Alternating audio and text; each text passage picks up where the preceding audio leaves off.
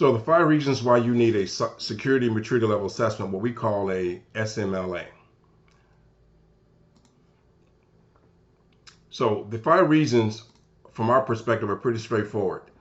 Number one, information security. I think everybody understands the threat of ransomware out throughout the country. You've all seen it. It's a big issue. So regarding how well you're prepared to deal with something like that is one of the reasons why you should have a SMLA done.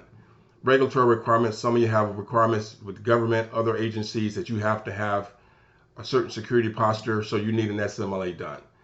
Some have service providers working within their environment to access their network, and as a result of that, want to make sure that they have the proper security posture as well. Another reason to have an SMLA done.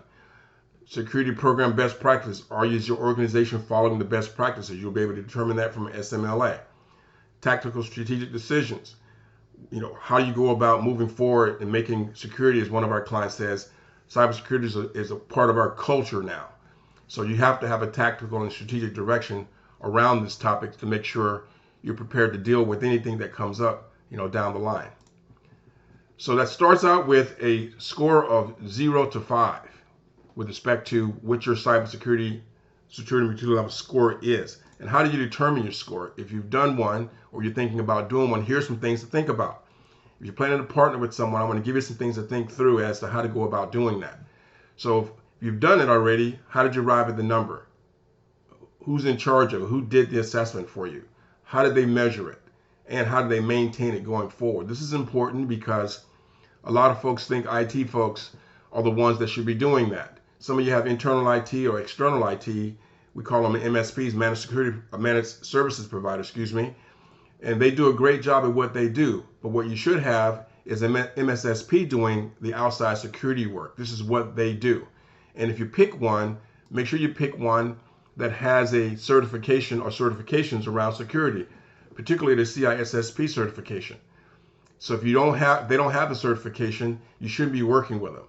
This is an important part because a lot of folks in the space today that don't have certifications, you can just ask them for that, and they should be able to provide it for you.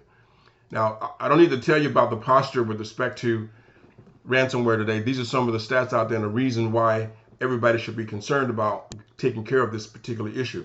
But if you're going to have an assessment done, what is it based on? How are they going about doing it? So it starts with, from our perspective, CIS, critical security controls, and ISO. These are some of the things that we use when we do this, and anyone you work with should be able to do the same thing for you. We also follow the NIST platform, cybersecurity framework. It's part of our operations with respect to when we do an assessment, and anyone you talk to should be able to walk you through this. Now, here's a great thing. If you've had an assessment done and you know what your numbers are, and if you've applied, implement at least the top 6, in this case, you're at an 85% chance of preventing yourself from having a breach. And if you get top 20 of them implemented, you're at a 95% number. A 95% number. So let me walk you through how this looks.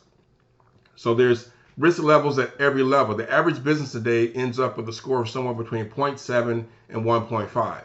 So you can see here the risk levels move down as you get higher up to 5. At 5, you have a 8 to 2% chance of a breach. So clearly that's the goal. That's where you want to get to. Now, if you have a regulatory requirement, then you have, obviously at a 3 is where you have to be to meet the regulation requirements for most agencies. But if you're a DFARS, a federal government organization, then you've got to have at least a 4. So this is a lot of work that it takes to get there. But let me show you what one of these looks like. So this is an example of an assessment done with someone who has a 0.7. We talked about that as a starting point, as an average. Now, we have a client where we work with them, and it took them about a year and a half to get to a 3. And if you're, again, having regulatory requirements, that's the minimum requirement right there that you have to hit to be qualified for some of those regulations. But this is the difference between the two and what it should look like. Now, security policy wise, what we do, and your organization, whoever you work with, should also do the same thing. Put down a very specific, rigid security policies in place to work with your organization. So this is about that adapting culture piece, making sure we're adapting the culture. I can't stress that to you enough, because that's really changing the mindset of everybody in your organization around cybersecurity, so you make sure you hit all of the right best practices. That's super important. So once you've completed the assessment, what's the strategy? How do you get to the next step? So anybody conducting one of these for you should have an executive summary, give you your score, give you a roadmap on how to improve your score and how to work with your existing team to develop that. So here's an example of one of the roadmap.